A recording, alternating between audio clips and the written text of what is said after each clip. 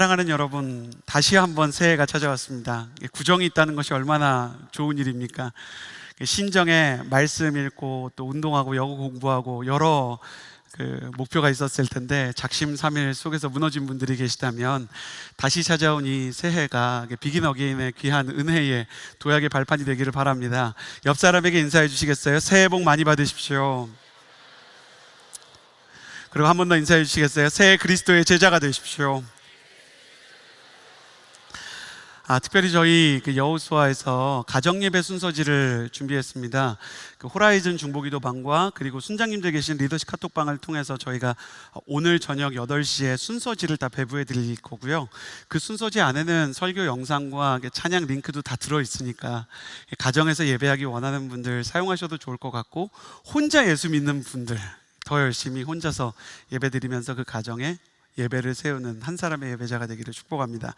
가슴에 손을 얹고 저를 따라서 스스로를 축복하겠습니다. 하나님은 나를 사랑하십니다. 나는 그 사랑을 신뢰합니다. 나를 사랑하시는 주님께서 나를 불러주십니다. 나도 주님을 따르기 원합니다. 아멘. 저와 여러분 우리 모두가 예수 그리스도의 제자가 될 줄을 믿습니다.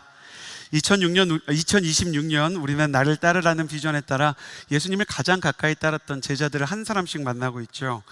지난주에 우리는 이성과 상식과 경험의 한계에 갇혀서 자기 앞에 온 예수님에 대해 쉽게 받아들이지 못하다가 그럼에도 불구하고 그를 사랑하시고 한계선 밖으로 그를 끄집어내셔서 그와 동행케 하시는 빌립과 예수님의 만남을 나누었습니다. 이렇게 예수님을 만난 빌립은 안드레가 예수님을 만난 후 메시아를 기다리고 가장 뜨거운 마음으로 하나님 나라의 도래를 기다리고 있었던 자신의 형제 베드로를 향해 안드레가 뛰어간 것처럼 빌립 역시 생각나는 사람이 한 명 있어서 달려가기 시작합니다. 그 사람이 바로 오늘 말씀의 주인공인 6번째 제자 나다나엘입니다. 그래서 나다나엘은 빌립에 의해서 예수님을 소개받고 예수님을 만나게 되는 것입니다. 그러나 가장 친한 친구이자 웬만해서는 놀라지 않는 현실주의자, 그리고 어떤 면에서는 한계 밖으로 잘 움직이지 않던 빌립이 이렇게까지 흥분해서 예수님이 메시아가 맞다고 소개를 하는데도요, 그를 알 만큼 아는 나다나엘의 반응이 냉랭하기만 합니다. 오늘 본문 말씀을 통해 그가 왜 이런 모습을 가지고 있는지를 좀 살펴보기를 원하는데요, 오늘 본문 45절과 46절의 말씀을 함께 한 목소리를 읽어보도록 하겠습니다. 시작. 빌립은 나다나엘을 찾아가 말했습니다. 모세가 율법에 기록했고 예언자들도 기록했던 그분을 우리가 만났소. 그분은 요셉의 아들 나사렛 예수시오. 나다나엘이 물었습니다. 나사렛에서 무슨 선한 것이 나오겠는가? 빌립이 말했습니다. 와서 보시오. 나다나엘은 예수님의 이야기에 냉소적으로 반응할 수밖에 없었습니다. 왜냐하면 빌립이 예수님에 대해 나사렛 예수라고 소개했기 때문입니다.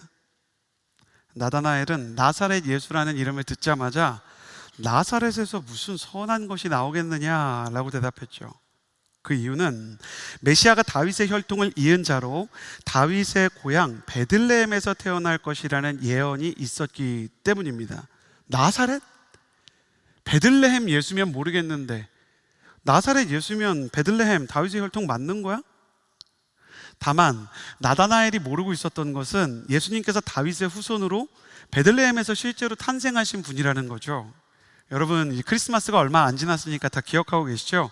크리스마스 시즌에 우리가 해마다 요셉과 마리아가 호적을 갱신하러 자신들의 고향이었고 본적이었던 베들레헴으로 돌아가는 이야기 다 기억나시죠? 호적 갱신하러 베들레헴 갔다가 갑자기 많은 사람들이 모이니까 빈 방 없어요 라고 거절해서 요셉과 마리아가 마구간에서 예수님을 낳게 됐던 그 이야기 말입니다. 하나님께서는 미가와 선지자들이 예언한 것처럼 예수님을 베들레헴에서 태어나게 하셨고 약속하신 대로 다윗의 혈통으로 태어나게 하셨습니다. 그렇지만 나다나엘 입장에서는 이 모든 하나님의 계획을 또 하나님께서 예비하시는 이 일하심의 흔적을 몰랐기 때문에 이 나사렛 예수가 다윗의 혈통이고 베들레헴에서 나신 왕이라는 것을 받아들이기가 어려웠죠.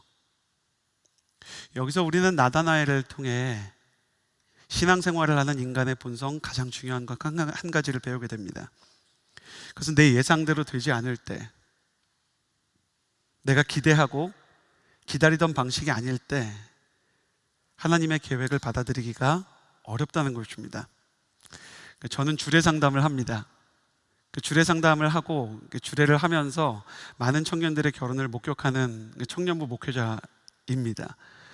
그 사람들의 이야기를 들어보고 또 그 사람들이 갈등을 가지고 있다가 이 커플이 막 그걸 해결하는 걸 보면 마음이 너무 설레고 요즘 말로 도파민이 터집니다. 그래서 제가 연애 시뮬레이션 프로그램에 전혀 관심이 없습니다. 그런 보정된 가짜 현실 따위 저의 도파민이 터져나오게 하기에는 너무 연약한 것이에요. 그래서 어떻게 만나느냐 항상 물어보고 어떻게 사랑에 빠졌는지를 들어보면 너무너무 재밌는데요. 보통 여러분 어떨 것 같으세요? 처음부터 소개를 받았을 때, 아니면 교회에서 오빠 동생으로 만났을 때 이 사람이 바로 그 사람이다, 여러분 그런 확신을 얻었을까요? 여러분 그렇지 않습니다. 소개팅을 하면서 이 정도면 괜찮네 라고 생각하는 사람이었을 수는 있고, 교회에서 오며 가며 아울리치를 가며 저 오빠 참 괜찮은 남자 사람이네 라고 생각할 수는 있지만 그 사람과 갑자기 사랑에 빠지지는 않는 거죠.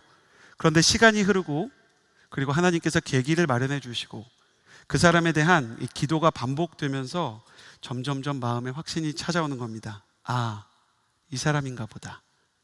그래서 결혼하는 모습으로 온 두 사람을 보면서 그 경험이 쌓이게 되면 저는 이런 결론을 내리게 되더라고요. 우리 리더십들한테 소개를 받거나 누군가 데이트 기회가 있으면 크게 뭔가 느껴지지 않는 첫 만남이라고 하더라도 아니다가 확실하지 않으면 한 2번, 3번 정도는 더 만나보라고 권합니다. 아주 나쁜 것도 아니고 꼭 그 다음에 만나야 되는 사람이 있는 게 아니라면 그러면 한 번 더 만나보라는 거예요. 왜냐하면 몇 번 더 만나는 동안 처음에는 보지 못했던 부분들이 서서히 발견될 수도 있기 때문입니다. 제가 여러분을 보면서 새해를 맞이하는데도 불구하고 아무런 설레임과 기대가 없는 모습으로 보고 계셔서 축복합니다. 여러분에게도 이런 은혜가 있게 되기를 주님의 이름으로 축복합니다. 그 일이 반드시 일어나게 되기를 예수님의 이름으로 축복합니다. 전 정말 포기하지 않고 기도할 거예요. 허브에서 오신 분들 차가운 물도 순서가 있는 거니까요.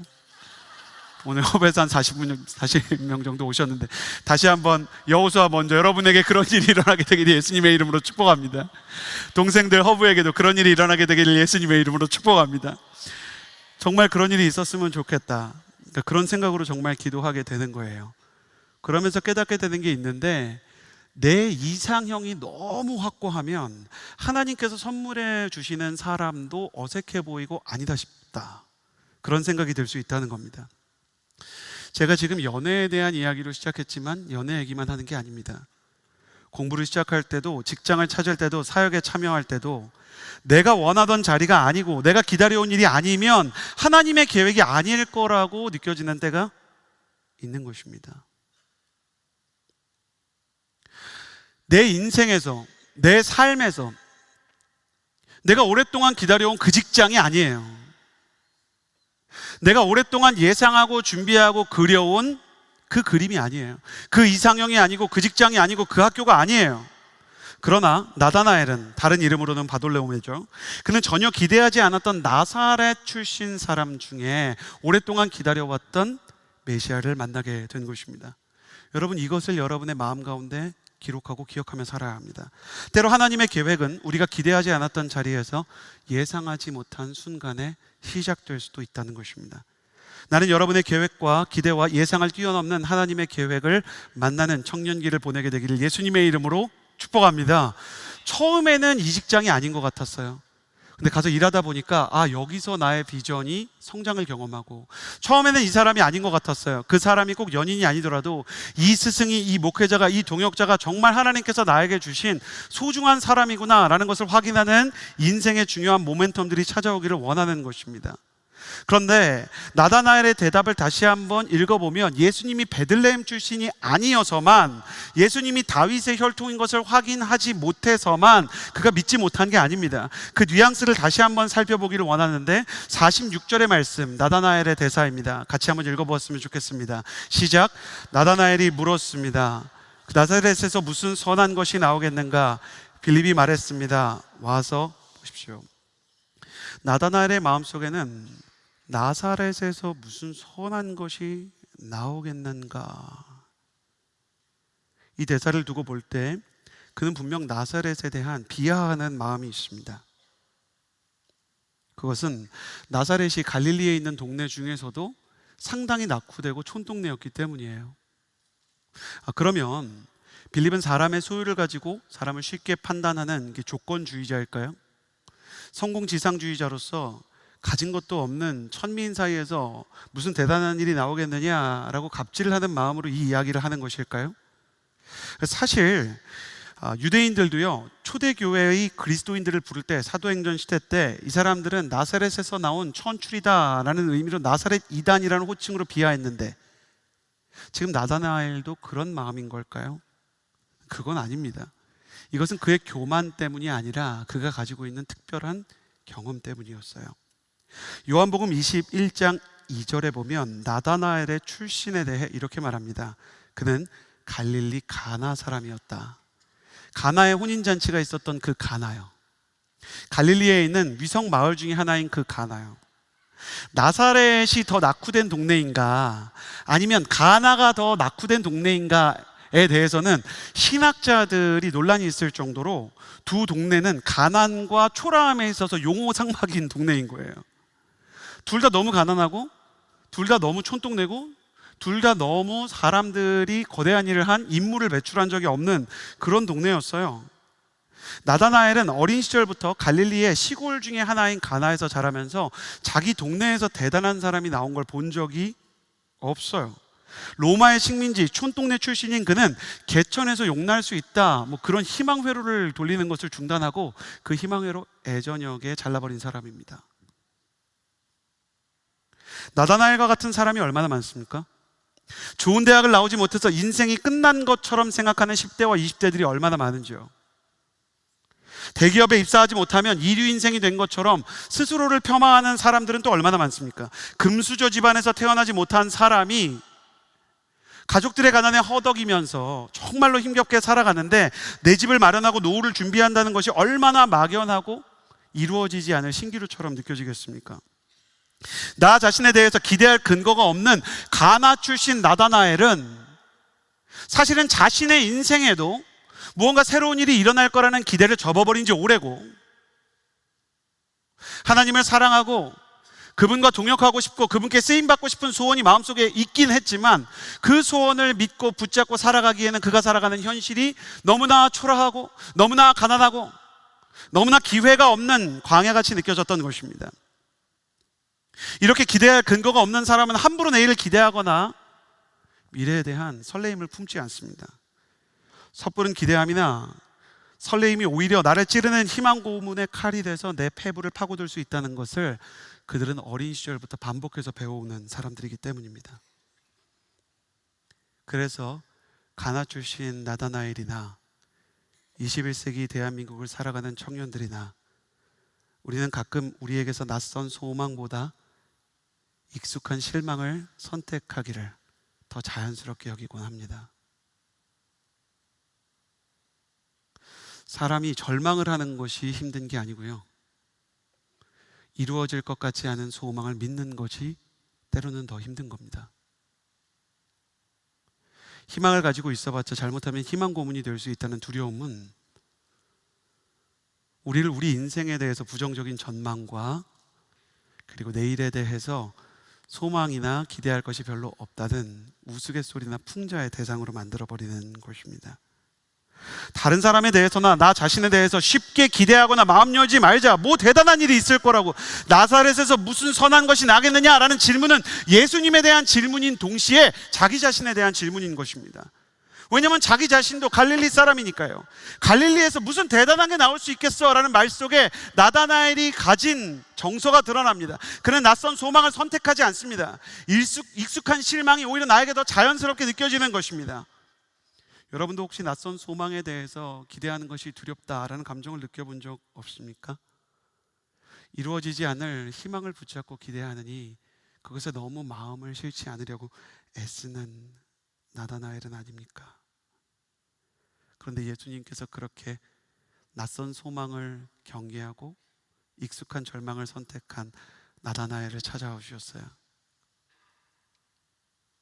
이것이 오늘날 소망을 품기를 두려워하고 절망에 주저앉아 있는 우리를 향한 예수 그리스도의 마음인 것입니다.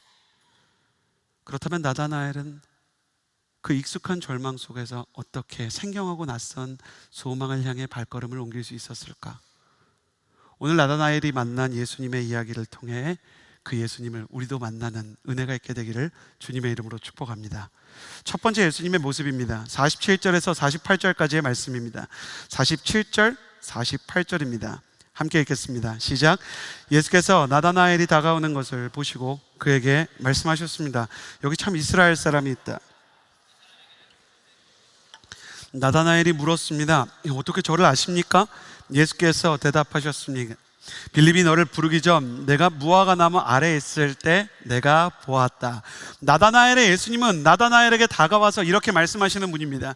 네가 무화과 나무 아래에 있을 때 내가 보았다라고 말씀하십니다. 이 말씀을 듣자마자 나다나엘이 어떻게 하는지 아세요? 너가 무화과 나무 아래에 있을 때 내가 보았다, 이 말씀을 듣자마자 나다나엘이 당신은 하나님의 아들이고 이스라엘의 구원자이시며 왕이십니다 막 이렇게 흥분해서 대답을 해요. 여러분, 너무 이상하지 않아요? 아니, 좀 전까지는 나사렛에서 무슨 선한 것이 날 수 있겠느냐 이랬잖아요. 근데 갑자기 왕이십니다. 저는 성경을 읽을 때 되게 이상하다고 생각하면 그걸 계속 읽어요. 근데 아무리 읽어도 다른 말씀을 찾아보려고 해도 이 사건에 대해서는 요한복음만 기록하고 있을 뿐만 아니라 요한복음도 나다나엘의 마음이 왜 이렇게 바뀌었는지에 대해서 명확히 얘기하지 않아요. 물론 당시에는 유대인들이 무화과나무 아래서 혹은 포도나무 아래에서 말씀을 보고 토론하는 문화가 있었어요. 근데 그것도 너무 일반적이란 말이에요. 예를 들어 여러분, 어떤 목사님께서 당신이 교회에 갈 때 보았습니다 정도로 여러분이 예언의 은사가 있으시군요 이렇게 말하지 않잖아요. 도대체 뭐 때문에 이럴까? 설명이 너무너무 불친절한 거예요. 천국에 나중에 가게 되면 요한을 찾아서 물어보던가 설명을 좀 친절하게 쓰지 그랬냐, 아니면 나다나엘을 찾아가지고 무슨 일이 있었는지를 물어보고 싶어요. 그런데 제가 신학을 공부하면서 요한복음의 기묘한 특징을 발견했어요. 잘 들어보세요. 이런 류의 사건이 계속 나오는 거예요. 요한복음 8장에 가늠한 여인이 현장에서 붙잡혀온 이야기 여러분 아시죠? 사람들이 돌로 그 여인을 치려고 했어요. 그러니까 예수님이 너희 중에 죄 없는 자가 돌로 치라 그랬더니 사람들이 돌을 놓고 내려가잖아요. 근데 저의 시선은 어디에 머물러 있냐면 예수님께서 그 말씀을 하시기 직전이에요. 예수님께서 무슨 일을 하셨냐면 앉으셔서 땅에다가 글씨를 쓰셨대요. 근데 요한은 또 불친절한 거예요. 뭘 썼는지 말을 해야지. 아니, 그러니까 이 말씀을 보면서 저는 그런 생각이 드는 거예요. 진짜 큰 은혜가 있었고 너무 중요한 일이 있었는데 아니다, 다음에 얘기할게. 아니, 너무 중요한 기도 제목이 있는데요. 아니다. 이러고 지나가 버리는 거예요. 한국인이라면 참을 수 없는 결말이죠.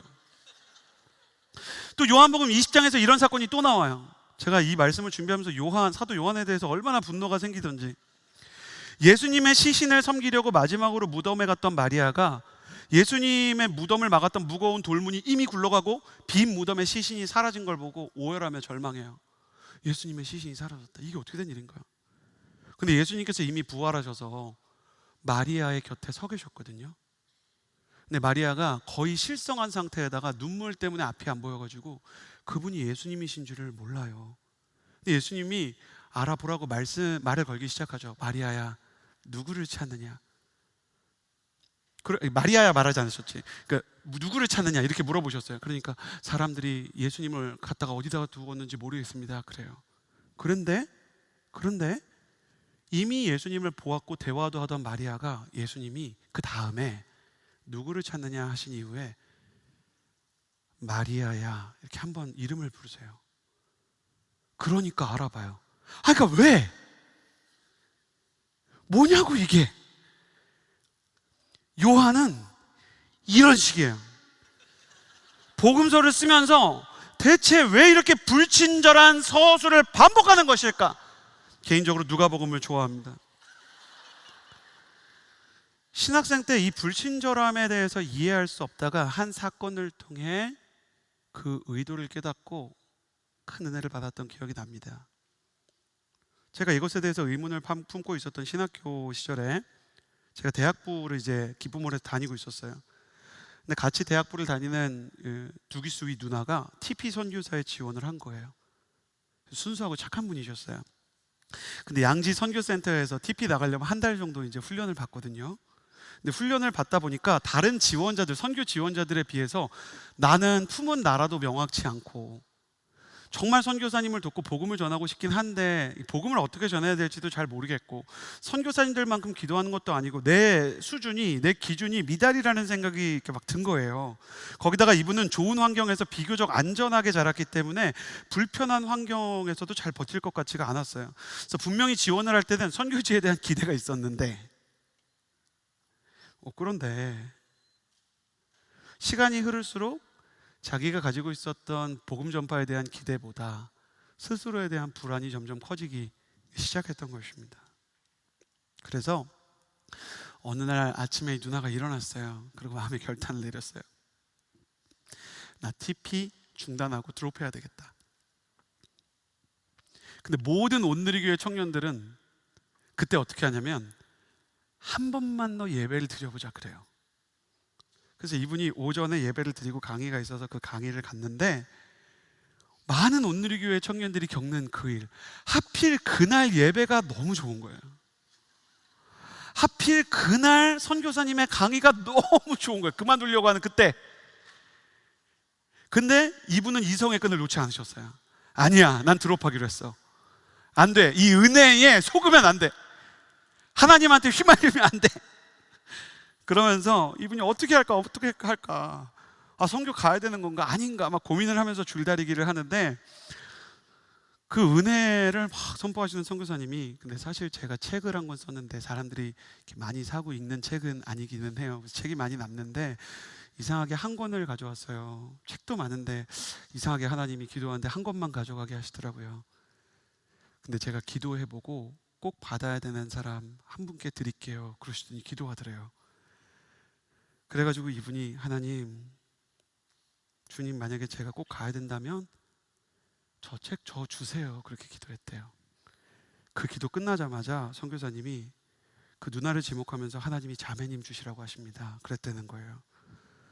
그날 그 책을 가슴에 품고 무릎을 꿇고 말도 못하고 울면서 기도만 했대요.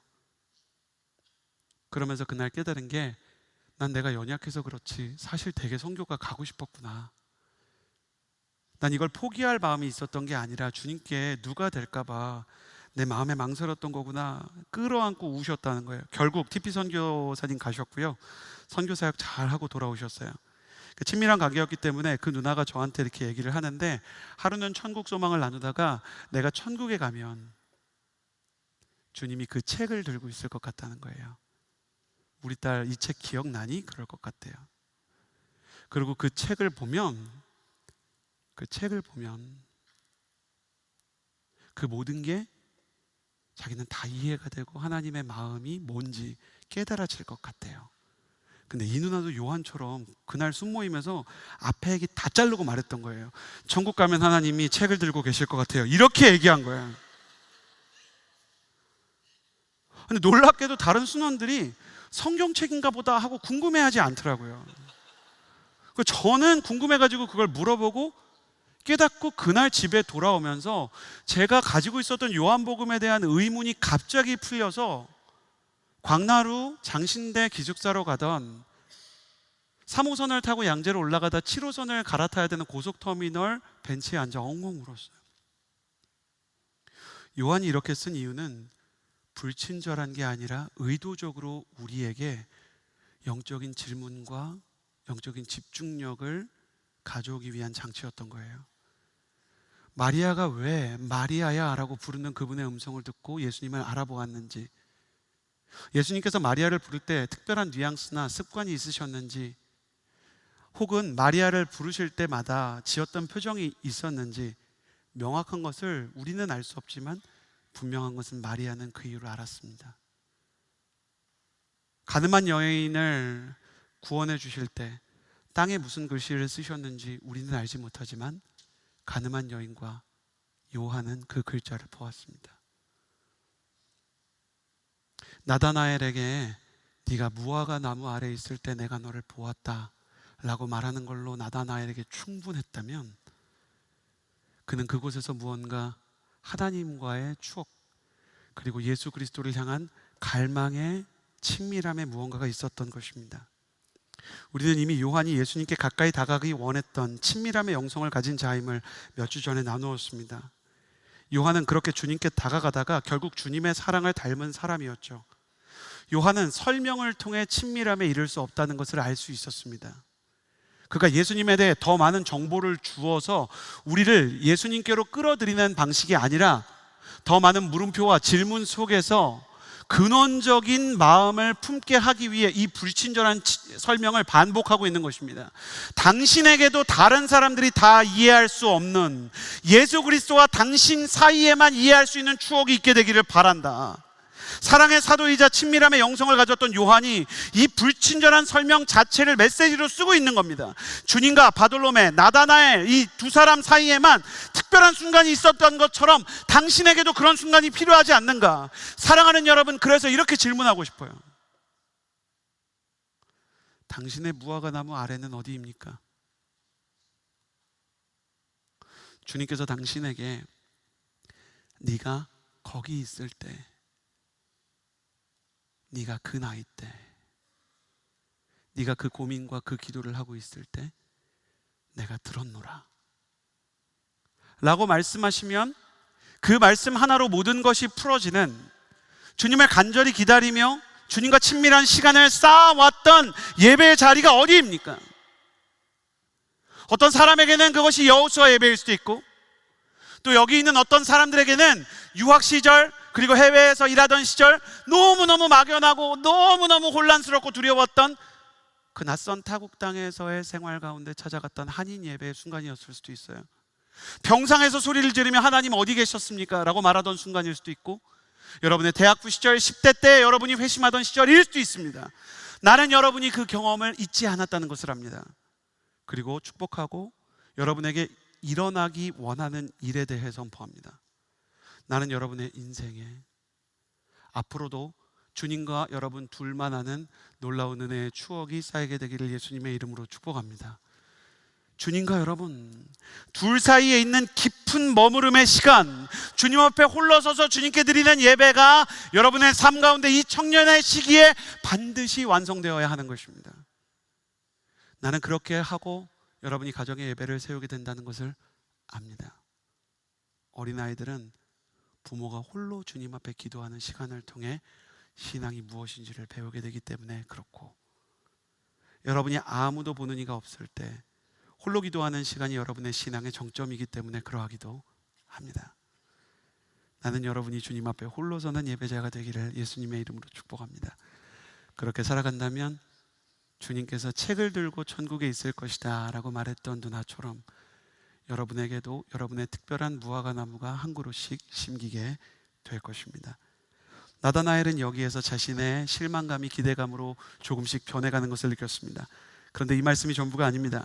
오늘 말씀 43절과 44절의 말씀도 같이 한번 읽어보도록 하겠습니다. 43절, 44절입니다. 같이 읽겠습니다. 시작. 다음날 예수께서 갈릴리로 떠나시려다가 빌립을 만나 말씀하셨습니다. 나를 따르라. 44절, 빌립도 역시 안드레와 베드로처럼 베세다 마을 출신이셨습니다. 원래 그는 나사렛에서 무슨 선한 것이 나겠느냐 이렇게 얘기를 했어요. 그는 냉소적인 사람이었죠. 그런데 예수님께서는 오히려 나다나엘을 보시고 뭐라고 말씀하셨는가? 47절 말씀을 같이 한번 읽어보도록 하겠습니다. 47절, 네, 47절 제가 읽겠습니다. 예수께서 나다나엘이 다가오는 것을 보시고 그에 관해 말씀하셨습니다. 여기 참 이스라엘 사람이 있다. 이 사람에게는 거짓된 것이 없다. 앞서 말씀드린 것처럼 나다나엘은 자기 자신의 인생에 대해서 상당히 냉소적이고 기대감이 없는 사람입니다. 그는 나사렛 출신 예수님에 대한 기대감도 딱히 없고, 가나 사람인 자기 자신에 대한 기대도 별로 없는 사람입니다. 그런데 예수님께서 나다나엘을 보시고 그를 일으키실 때 두 번째 주신 메시지는 뭐냐면, 이는 참 이스라엘 사람이다 라는 말씀이셨습니다. 가슴에 손을 얹고 저를 따라해 주시겠습니까? 여기 참 이스라엘 사람이 있다. 여기 참 이스라엘 사람이 있다. 새삼스럽게 여기서 이스라엘의 뜻을 생각해 봅니다. 이스라엘의 뜻은 하나님과 겨루어 이긴 자라는 뜻이죠. 이 이스라엘이라는 이름은 야곱이 하나님과 밤새 씨름한 뒤에 하나님으로부터 받은 이름입니다. 아마도 나다나엘은 말씀과 기도에 집중하면서 야곱처럼 밤을 새워서 씨름하고 하나님 앞에서 부르짖었던 시간이 있는 사람, 골방에서 기도하면서 정말 하나님을 만나고 싶다고 애절하게 목탁에 부르짖던 사람이었던 것 같습니다. 주님께서는 그런 나다나엘이 가진 야곱과 같은 열심을 아셨습니다.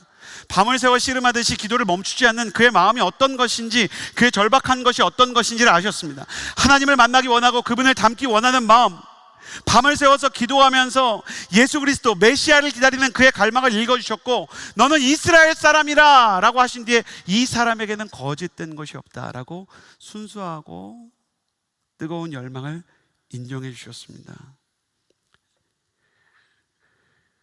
이는 참 이스라엘 사람이다. 여기 참 이스라엘 사람이 있구나. 그 말씀 뒤에는 내가 너의 기도를 들었다고, 네가 나를 붙잡고 씨름했던 시간 동안 내가 함께 했다고, 내가 너의 진심을 안다 라는 의미가 들어있었습니다. 그런데 이렇게 믿어주시는 말씀을 듣기까지 나다나엘은 자기 자신에 대한 믿음이 어땠을까를 생각해 봅니다. 앞서 나눈 것처럼 그는 자기 자신에 대한 기대나 소망이나 신뢰 같은 것이 없었던 인물입니다. 여러분, 흑백 요리사 혹시 보신 분 계세요? 손 한번 들어보시겠어요? 네, 공동체 성경 읽기 어플리케이션도 많이 다운받게 되기를 바랍니다. 많이 보셨군요. 그 흑백 요리사에, 제가 그렇게 부르는 거 아닙니다, 중식 여신이라는 닉을 달고 나온 박은영 셰프라는 분이 계세요. 지금은 이제 아주 훌륭한 셰프가 된 분이죠. 근데 그분이 처음으로 조리장을 단 거예요. 그러니까 총괄 셰프는 아니지만 그 음식을 지휘하는 권한을 갖는 게 조리장이래요. 그러니까 음식하는 사람이 많을 때 이제 내 것만 하지 않고 지시 받는 사람이 아니라 지시를 하는 사람이 된 거예요. 이분의 이제 그 스승이 여운형 셰프라는 분이었는데, 당시에 여운형 셰프는요, 우리나라 중식 레스토랑의 역사, 중식 요리 역사에 한 명 뽑으라 그러면 들어갈 정도, 최소한 두세 사람을 뽑으라 그러면 들어갈 정도의 명인 중에 명인인 사람이에요. 그래서 이 명인이 자기를 조리장으로 달아줬으니 얼마나 잘하고 싶겠어요. 그래서 최선을 다해서 조리장으로서 요리를 막 지휘를 했는데, 그날따라 식당에 VIP가 왔대요. 이 식당에 자주 오고 식당에서 많은 소비를 하고 그리고 음식 맛을 잘 아는 아주 중요한 사람. 근데 이분이 식사를 마치고 돌아가면서 피드백을 하신 거예요. 음식 맛이 좀 변한 것 같아요. 아마 요리한 분이 바뀐 것 같은데 평소보다는 좀 맛이 없었습니다. 아주 예리한 분이죠. 음식을 먹고 딱 알아차린 거예요. 그리고 이 얘기가 정말 들어가기 원치 않았겠지만 자신의 스승이었고 그 식당의 주인이었던 스승 여운형 셰프에게 들어가게 됩니다. 여운형이 아니라 여경래 셰프의, 죄송합니다, 여경래 셰프의 귀에 들어갑니다. 피드백을 들은 여경래 셰프가요, 그냥 이렇게 말했대요. 은영이 잠깐 사무실로 들어오라 그래. 저는 이 긴장감을 압니다. 그 말 한마디에 얼마나 긴장을 했을까? 여러분, 요리실에서 사무실까지 가는 그 길에 이분의 마음이 어땠을까요? 너무너무 무서웠대요, 박은영 셰프가요. 그러면서 이렇게 TV에서 나와서 인터뷰를 하는 건데 그대로 적었어요. 나도 내 요리에 자신이 없었을 때고, 심지어 손님도 아니라 그러고, 나는 아닌가 보다, 이 길이. 어쩌면 그만해야 될 수도 있겠다.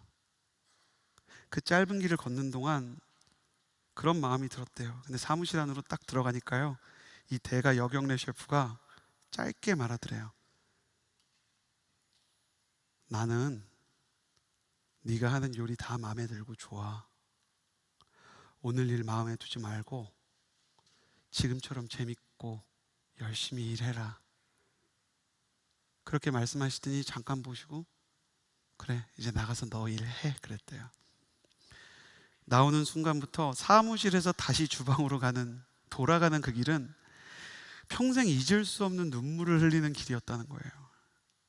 그러면서 이분이 자신의 삶에 찾아온 그 순간을 회고하며, 나도 나를 못 믿는데 나를 믿어주는 사람이 있다는 게 얼마나 감사한 일이냐고 고백을 하는 거예요.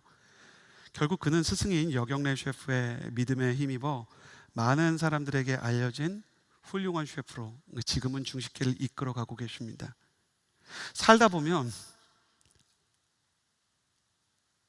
우리가 우리에게 맡겨진 일을 하다 보면 박은영 셰프처럼 어떻게 해야 되지? 이게 맞나 싶을 때가 있어요. 이 길 계속 가도 되나? 내가 이거 잘할 수 있을까? 나도 나를 믿지 않는데 무슨 대단한 일이 일어날까? 그런데 그때 나를 믿어주는 대가의 말, 그 말 안에 담긴 믿음이 얼마나 힘이 되는지. 저는 요리실에서 사무실로 들어가는 박은영 셰프의 그 긴장감도 알고요. 비슷한 경험을 리더 목사님들을 통해서 한 일에 있어서 돌아오는 길에 받았던 그 위로의 눈물도 무엇인지를 압니다. 나다나엘을 보면서 예수님께서 너는 참 이스라엘 사람이고 나를 붙잡고 씨름하는 사람이구나 라고 말한 그 순간을 과연 나다나엘이 평생 잊을 수 있었을까요? 내가 내 인생을 기대하지 않을 때 내 인생을 기대해 주시고, 나도 나를 믿을 수 없을 때 나보다 나를 더 믿어주시는 분이 주님이십니다. 주님은 나의 창조자이시기 때문에 나보다 나를 더 잘 아십니다.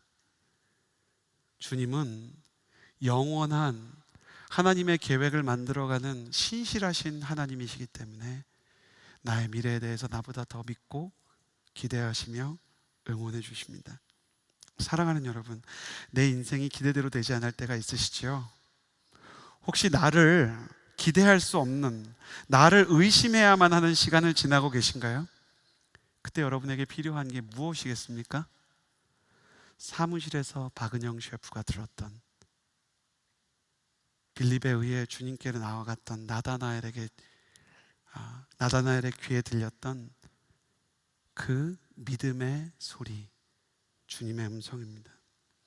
나는 너의 진심을 안다. 나는 네가 마음에 들고 좋다. 그 음성을 듣기 위해 나다나엘에게 이스라엘이라는 이름에 어울릴 법한 씨름하는 시간이 있었을 것을 잊지 마십시오. 저는 여러분의 인생 가운데에도 이스라엘이라는 이름처럼 밤새 야곱과 같이 기도의 시간을 쌓아가고 눈물로 부르짖으며 낯선 소망을 품는 것이 익숙한 절망을 품는 것보다 두렵다고 외칠 수 있는 진실한 기도가 있게 되기를 예수님의 이름으로 축복합니다. 그가 씨름을 한 이스라엘의 시간에 대해 예수님께서 말씀하신 것을 기억해 봅시다. 그의 마음속에는 간사한 것이 없도다. 이 말은 이렇게 이해하면 될 거예요. 내가 너가 기도하는 걸 봤는데 넌 참 처절하고 진실하더라. 넌 꾸며진 기도를 하는 게 아니었어. 종교적 수사를 하는 게 아니었어. 너는 그냥 대충 와서 졸다가 야 여기 와서 예배 드리면 어떻게 천국은 가겠지, 그런 수준의 신앙생활을 한 게 아니야. 넌 정말 내 음성을 기다렸고 나의 성령의 충만을 경험하기를 원했고 기도가 성장하기를 바랬고 나를 닮아가기를 원했지. 내가 네 마음을 안다. 사랑하는 여러분, 여러분에게도 그런 시간이 있습니까? 앞서 저는 여러분에게 무화과 나무와 같은 둘만의 긴밀한 시간이 있게 해달라는 부탁을 드렸습니다. 그러나 그 시간은 고고하고 그리고 우아해 보이는 시간이 아니라 진실하며 처절하며 두려움과 낙심과 깨어진 자존감과 내일에 대한 막연함으로 어떤 때는 가득 찬 시간일 것입니다. 그 마음 그대로 주님께로 나아가십시오. 그리고 그 마음을 향유옥합을 깨듯이 주님께 다 깨어드리십시오. 다윗은 자신의 인생의 바닥이었던 최악의 순간 작성한 시편 51편을 통해 여호와께서 원하시는 것은 상한 심령이라. 여호와께서는 위대한 예배와 아름다운 제사보다 깨어진 심령을 더 예배의 중심으로 받으신다라고 말씀하였습니다. 나는 여러분의 인생 가운데 깨어진 마음과 진실하고 절박한 기도가 있게 되기를 예수님의 이름으로 축복합니다. 여러분이 그렇게 한다면 야곱이 밤새 하나님을 붙들고 씨름하던 시간 뒤로 아침 해가 떠오르듯 그 처절한 기도를 지나 너는 참 이스라엘 사람이라 내가 너의 기도를 들어노라 말씀하시는 주님을 만나게 될 것입니다. 나다나엘을 향한 주님의 음성 마지막 세 번째입니다. 50절에서 51절 말씀을 같이 읽겠습니다. 50절 그리고 51절 말씀입니다. 함께 읽겠습니다. 시작. 예수께서 그에게 말씀하셨습니다. 내가 무화과 나무 아래에 있던 너를 보았다고 해서 믿느냐? 이제 그보다 더 큰 일도 보게 될 것이다.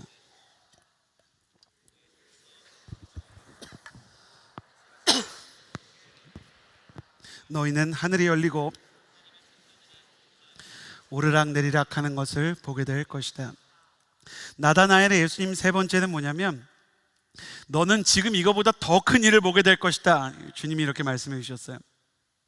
가슴에 손을 얹고 여러분을 향한 주님의 음성으로 선포합시다. 저를 따라해 주시겠어요? 나는 내가 지금껏 보아왔던 것보다 내가 지금껏 경험해왔던 것보다 더 큰 일을 보게 될 것이다. 나다나엘은 자신이 주님께 드린 은밀한 시간을 기억하시고 야곱처럼 밤새도록 주님을 붙잡았던 기도를 들으셨던 예수님을 만나니 이렇게 고백할 수밖에 없었죠. 당신은 하나님의 아들이시며 이스라엘의 왕입니다. 나보다 나를 더 잘 아시고 나보다 나를 더 믿어주시는 주님을 보고 진정한 경배를 드리게 된 것입니다. 이것이 바로 진정한 예배의 한 지점입니다. 진정한 예배 속에는 나의 오리지널 디자인이 발견되는 은혜가 있습니다. 나보다 더 나를 잘 아시는 주님이 내가 누구인지를 알려주시는 겁니다. 나보다 내 인생을 더 명확히 인도하시는 분이 내가 어디로 가는지에 대해서 말씀해 주는 것입니다. 진정한 신앙생활에는 나의 지나간 과거를 해석하고 나의 현재의 문제에 대한 태도를 결정하게 하고 나의 미래에 대한 소망의 나침반과 경로를 설정하게 되는 나의 인생에 대한 이해, 나의 인생에 대한 믿음, 나의 인생에 대한 기대감이 모두 달라지는 시간이 있습니다. 오리지널 디자인, 주님의 설계도를 발견하고 그 설계도대로 완성되는 것을 경험하는 은혜가 일어나게 되는 것입니다. 나는 여러분이 그런 예배를 경험하는 예배자가 되기를 예수님의 이름으로 축복합니다. 나다나엘은 이미 이걸 경험했어요. 근데 주님이 뭐라고 얘기를 하시냐면 오히려 이제는 주님이 좀 냉소적인 것처럼 얘기하세요. 내가 무화과 나무 아래에 있던 너를 보았다고 해서 믿느냐? 그래요. 그래, 그건 참 대단한 일일 수도 있겠지 너에게. 그런데 너는 그보다 더 큰 일을 보게 될 것이다. 그렇게 선언하십니다. 그러면서 너희는 하늘이 열리고 하나님의 천사들이 인자 예수님 위에서 오르락 내리락 하는 것을 보게 될 것이다. 야곱이 옛날에 자기를 죽이려는 형 에서를 떠나서 피난을 가던 어느 날 밤에 한 지점에서 그냥 산인데 돌베개를 베고 정처 없이 누워서 내일은 어디로 가야 되지, 어느 길로 가야 안전하지, 막연함과 두려움 속에서 잠을 청하던 날이 있었어요. 근데 거기에서 환상을 보는데 하늘을 향해서 끝도 없이 뻗어있는 로켓 같은 사다리가 있고 거기 천사들이 오르락 내리락 하는 거예요. 그래서 야곱이 그곳을 보고, 야곱은 영적 직관 하나는 정말 기가 막히게 뛰어난 사람이었거든요. 여기가 하나님의 집이고 예배가 드려지는 곳이구나, 하늘과 땅이 연결되는 곳이구나, 그걸 알게 돼서 베델이라는 이름을 짓고 이 자리가 바로 주님과 우리가 연결될 수 있는 자리라는 것을 선포합니다.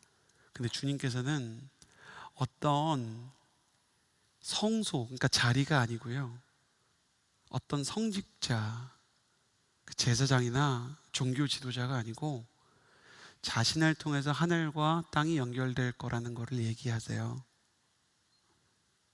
여러분, 그래서 과거에는 이곳을 사랑성전이라는 이름으로 불렀거든요. 근데 요즘에 그렇게 부르면 이재훈 목사님이 아주 심기가 불편해하세요. 왜냐하면 이재훈 목사님이 계속 얘기하신 게 뭐냐면 우리가 예배드리는 곳은 예배당이지 성전이 아닙니다 그래요. 성전은 우리 자신의 몸이고 우리 자신의 인생이고, 그리고 더 본질적으로는 예수 그리스도께서 계시는 모든 곳이 성전입니다 그래요. 그러니까 예수님이 지금 나다나엘한테 그 이재현 목사님 말씀하시는 그 얘기를 똑같이 하시는 거예요. 그 예수님의 말씀을 받아서 이재현 목사님도 그 얘기를 하시는 거고요. 이재현 목사님이 그 얘기를 계속 반복하실 때 보면 목사님의 마음속에 뭐가 있냐면 주님이 어떤 분이시고 예배가 진짜 무엇인지를 목회자들과 성도들이 알기 원하는 마음이 항상 있어요. 그리고 예수님께는 훨씬 더 깊은 마음이 있으시죠. 내가 너를 아니까 그게 예배의 어떤 끝처럼 너가 생각하는구나. 그게 아니고 내가 너를 아는 거는 시작일 뿐 더 깊은 예배에는 네가 나를 알게 되는 거에 있는 거야. 진정한 예배의 초입에는 나의 참모습을 아는 은혜가 있죠. 그런데 진정한 예배의 절정에는 예수님이 어떤 분이신지 알게 되는 은혜가 있는 거예요. 주님의 시선으로 나 자신을 재발견하는 것은 큰 은혜인데 주님과의 만남으로 주님이 누구이신지를 더 알아가고 더 명확히 만나가는 것은 더 위대한 은혜인 것입니다. 저는 이 말씀을 읽으면서 여호수아의 예배에 대해서 그런 꿈을 꾸게 됐어요. 하나님, 우리 온누리 교회에서 여호수아 청년부에서 드리는 예배가 이렇게 될 것을 믿습니다. 자기를 믿을 수 없어서, 자기 인생에 기대할 것이 없어서 다른 사람이 대단하다고 하는 일에도 냉소적으로 반응하고, 그러면서도 나는 왜 말을 좀 살갑게 못할까? 냉소적인 스스로를 비관하는 청년들을 불쌍히 여겨주셔서 그들이 참 이스라엘 사람 되게 하시고, 네가 무화과 나무 아래 있을 때 내가 보았다라고 말할 만한 은혜의 순간들이 쌓이게 하여 주옵소서. 그 은혜를 통해 스스로가 누구인지를 알게 하여 주시고, 그리고 하나님께서 부어주시는 오리지널 디자인의 은혜를 통해 오래된 절망의 벽이 무너져 내리고 내 인생에 대한 소망과 내일에 대한 기대가 회복되기를 소원합니다. 주님께서 아시는 나의 모습을 확인하고 주님이 의도하는 그 모습을 향해 나아가는 그런 예배가 되게 해주십시오. 근데 거기서 멈추지 않게 해주세요. 너무나 많은 청년들이 주님의 위로를 받기 위해서 예배의 자리에 나오지만 주님께 위로를 구할 뿐 주님의 기쁨이 되려고 하지 않는 시대. 은혜를 받기 원하지만 주님께 영광을 올려드리는 데는 인색한 예배가 많습니다.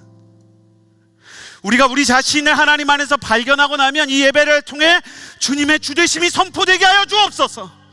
성령님께서 기도의 인도자가 되셔서 주님이 하고자 하는 기도를 우리의 입술을 통하여 선포되게 하여 주옵소서. 주님을 높이며 그분께 영광을 올려드리는 참된 예배를 드리기 위해서라면 모든 일을 시도하는 그런 공동체가 되게 하여 주옵소서. 저는 나를 따르라 라는 슬로건 아래 12제자를 한 명씩 살펴보고 있어요. 너무너무 사랑스러워가지고 이분들을 묵상하면서 너무 잊고 싶지 않은 거예요. 다 내 모습 같고 다 너무 잘 되기를 바라요. 이미 뭐 다 돌아가신 분들인데 너무 잘 됐으면 좋겠는 거예요. 그래가지고요, 제가 우리 MC들한테 부탁을 했잖아요. 여러분 다음 주에 놀라운 일이 일어날 거예요. 우리가 12제자 이렇게 그 포켓몬 카드 같은 거 만들었거든요. 그래갖고 다음 주에 이번 주까지 한 6명 한꺼번에 다 드릴게요. 그래갖고 한 주에 한 명씩 해가지고 12명을 다 모아오면 예수님 카드를 줄 거예요. 그래가지고 요거를 모아가지고 가져올 건데, 그거를 통해서 뭘 생각하게 되냐면 이분들이 부르심을 통해서 처음에는 은혜 받는 사람이더라고요. 근데 나중에는 주님께 영광이 되고 기쁨이 되는 사람이 됐어요.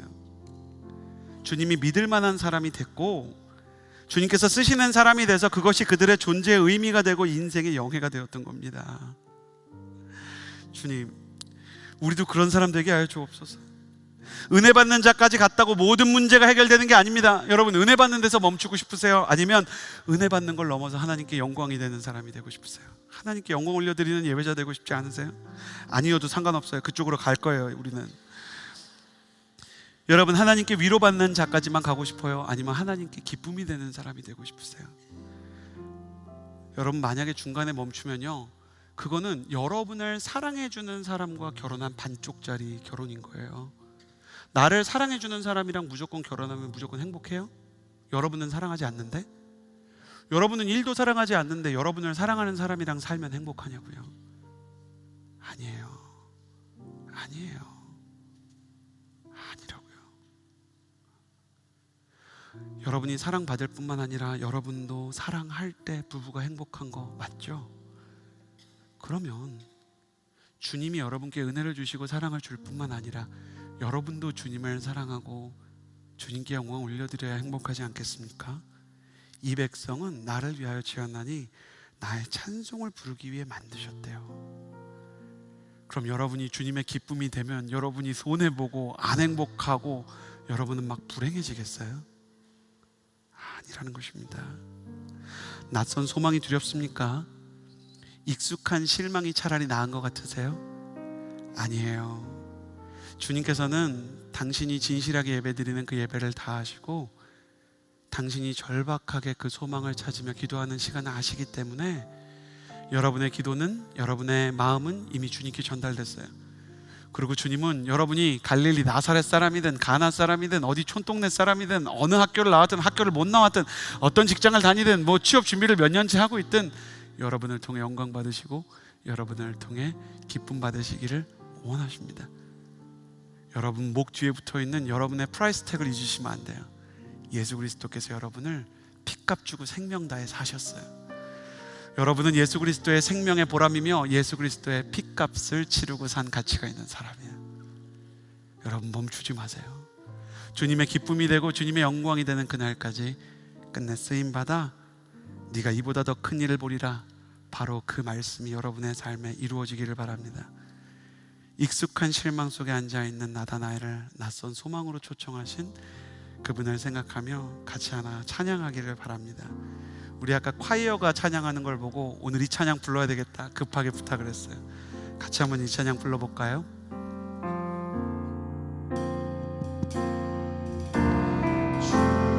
주님만이 나를 아시네. 내 모든 삶 주가 만지시네. 주님 앞에 예배하는 이에게 그 은혜를 부어 주시리. 주님만이 온 땅의 소망, 내 모든 삶 주가 만지시네. 주님 앞에 기도하는 이에게 그 은혜를 부어 주시리. 나를 알 뿐 아니라 주님을 알게 하소서. 만왕의 왕, 만왕의 왕, 나를 이르시는 목자요. 내 모든 삶 주가 다스리시니 주님 뜻을 따르길 원하네. 오주 한 분만 바라네. 주님만이 나를 아시네. 주님만이 나를 아시네. 네가 무화과 나무 아래 있을 때 내가 너를 보아노라. 내 모든 삶 보라, 이는 참 이스라엘 사람이라. 그 속에 간사한 것이 없다. 예배하는 이에게 그 은혜를 부어 주시리. 두 손을 가슴에 얹고 나를 알게 하소서. 만왕의 왕, 나를 기르시는 목자요. 내 모든 삶 주가 다스리시니 주님 뜻을 따르기 원하네. 오주 한 분만 바라네. 만왕의 왕 주님, 만왕의 왕, 나를 기르신 목자요. 내 모든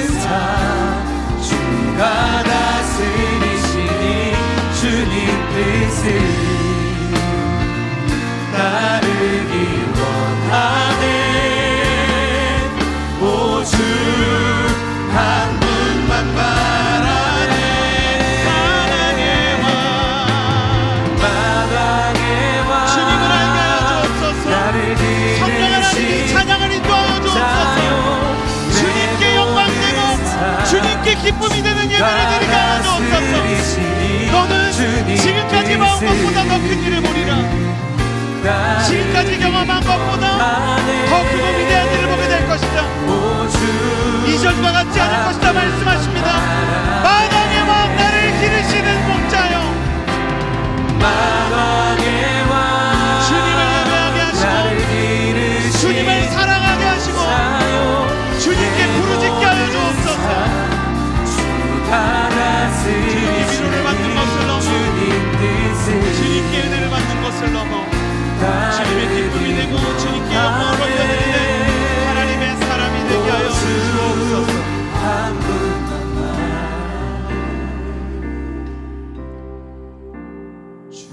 주님만이 나를 아시네. 내 모든 삶 주가 만지시네. 주님 앞에 예배하는 이에게 그 은혜를 부어 주시니. 이 시간 몇 가지로 나눠서 기도할게요. 하나님, 나는 나의 인생의 조건들과 허비한 나의 과거, 내 10대와 20대 때문에 내가 가지지 못한 조건과 들어가지 못한 자리들 때문에 내 인생을 갈릴리 촌동네로 여기며 낯선 소망을 품는 것을 두려워하는 사람입니다. 나이를 먹을수록 꿈은 사라지고 기대와 설레임 없이 냉소와 쉬운 절망이 익숙한 나를 불쌍히 여겨주셔서 주님이 나를 왜 지으셨고 나를 어디로 인도하고자 하시는지 그 오리지널 디자인을 나의 삶에서 하루하루 한 주 한 주 발견하게 하여 주옵소서. 주님을 예배하고 주님께 가까이 갈수록 내가 누구인지를 알고 주님께서 나에게 너는 어떤 사람이다라고 말씀해 주시는 은혜를 경험하게 하여 주옵소서. 주님 안에서 발견되기 원하는 자들마다 두 손을 가슴에 얹고 주여 한번 부르짖고 기도하겠습니다. 주여,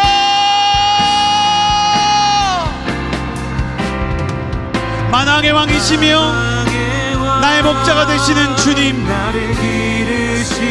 하나님께서 우리 한 사람 한 사람을 지으셨습니다.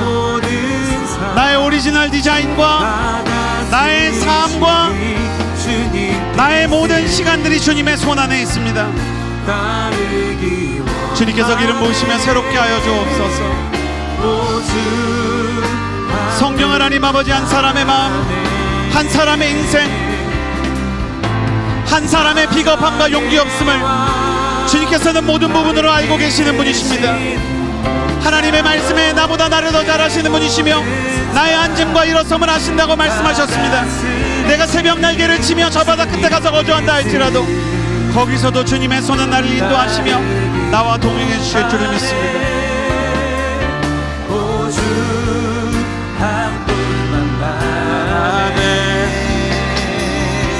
살아계신 하나님 아버지, 나의 삶 가운데 지금까지 지내온 모든 순간을 인도하시며 내가 누구인지를 말씀하셨던 주님의 음성에 내가 귀를 기울이게 하여 주옵소서. 주님이 원하시는, 주님이 기뻐하시는 하나님의 사랑을 향해 한 걸음씩 나아가 주님께 기쁨이 되고 영광이 되는 삶을 살 수 있게 주님 우리 가운데 새 마음과 새 영을 불어넣어 주옵소서. 하나님께서 나를 아시고 내 모든 삶을 주님께, 또 나의 모든 고백을 주님의 시선에 두십니다. 하나님, 내가 누구인지 알게 하여 주옵소서. 나의 삶에 기대할 이유가 어디에 있는지 깨닫게 하여 주옵소서. 주님 뜻을 따르기 원하네. 오주 한 분만 바라네.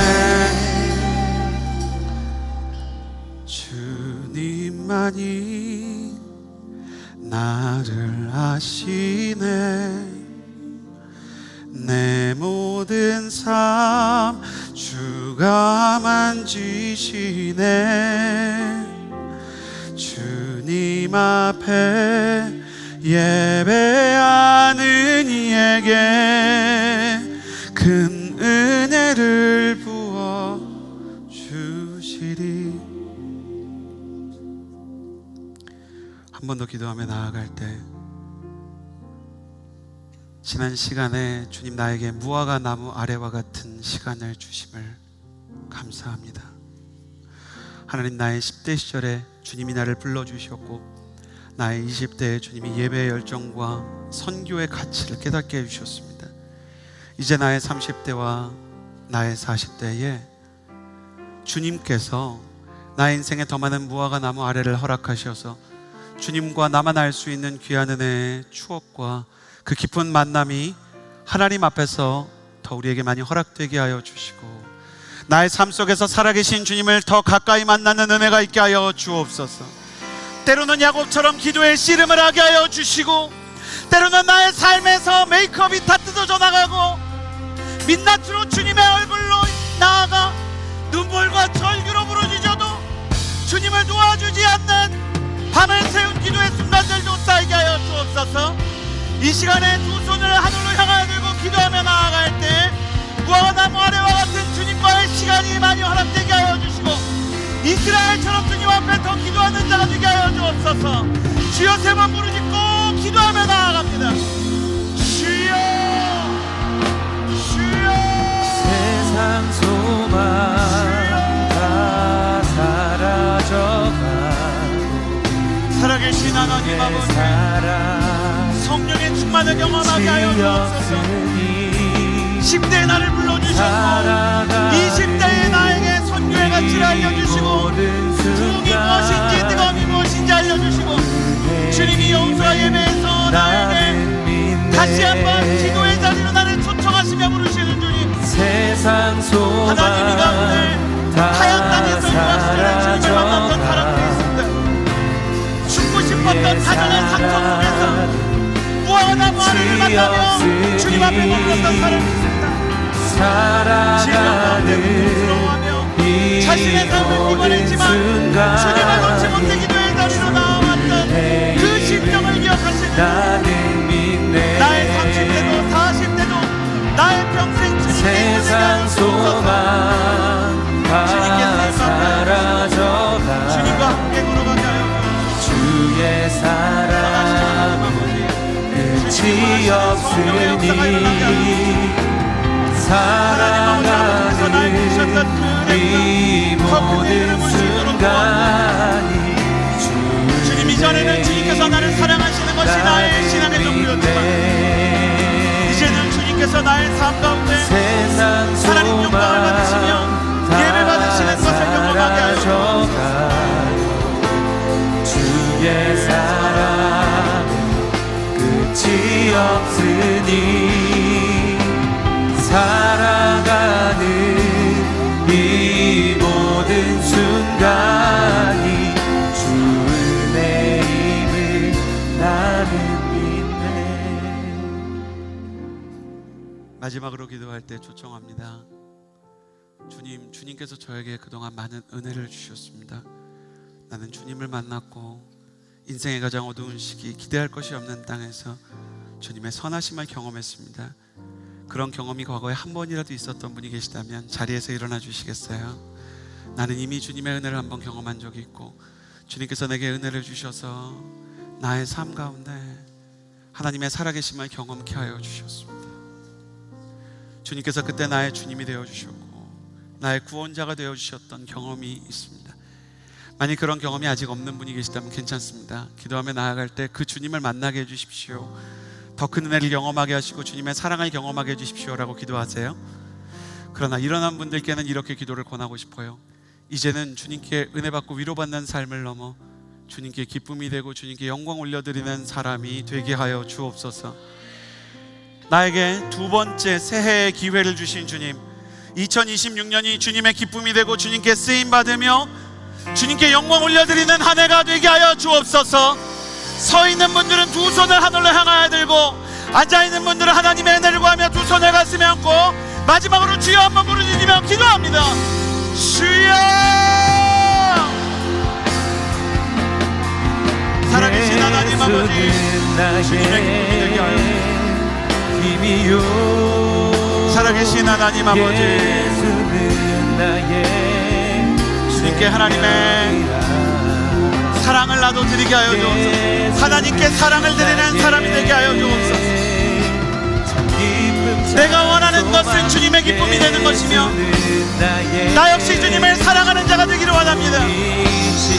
부부가 서로 사랑해야 그 가정이 행복한 가정이 되시고, 나를 향한 주님의 짝사랑의 역사를 끝내고 주님의 기쁨이 되게 하여 주옵소서. 주님께 영광을 올려드리는 사람이 되게 하여 주옵소서.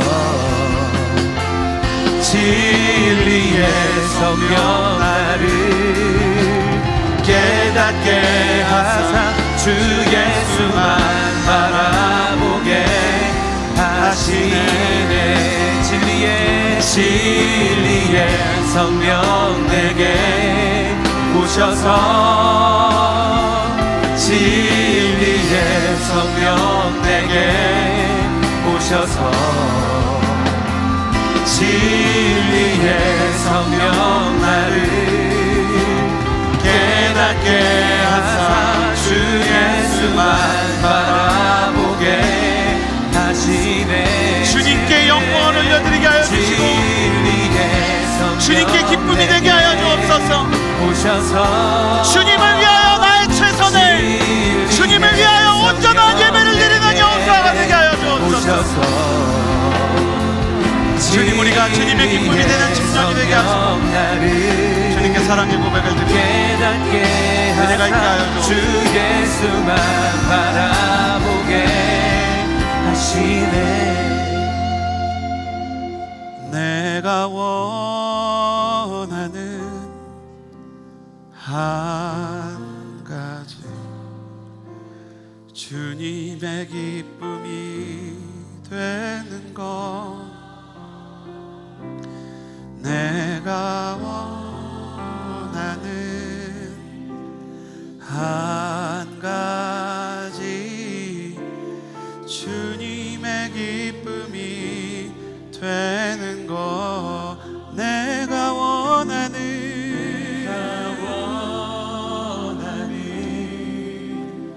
한 가지, 주님의 기쁨이 되는 것. 내가 원하는 한 가지, 주님의 기쁨이 되는 것.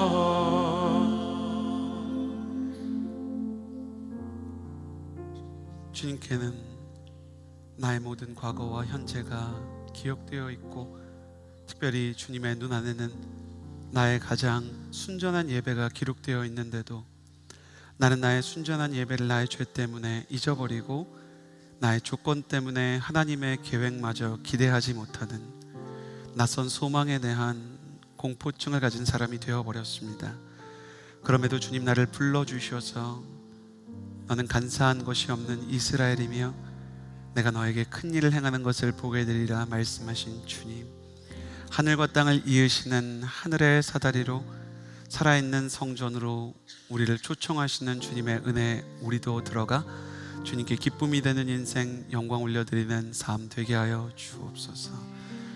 감사를 드리며 예수님의 이름으로 기도드렸습니다.